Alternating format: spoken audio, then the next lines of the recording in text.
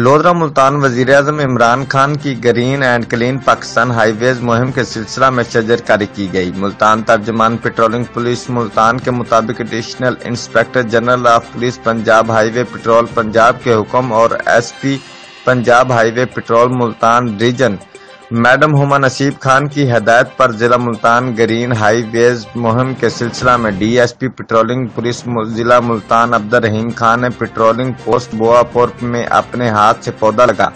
انہوں نے کہا کہ گلوبل وارمنگ جیسے ایشو کو کسی بھی صورت نظر انداز نہیں کیا جا سکتا۔ وقت کا تقاضا ہے کہ ہر فرد اپنا کلیدی کردار ادا کرے اور کلین اینڈ گرین پاکستان مہم میں بڑھ چڑھ کر حصہ لے۔ مزید برآں انہوں نے پیٹرولنگ پولیس افسران و اہلکاران کو پاک سرزمین کو سرسبز و شاداب بنانے میں اپنا کلیدی کردار ادا کرنے اور گرین ہائی ویز میں بھرپور طریقہ سے شرکت کرنے کی ہدایت کی۔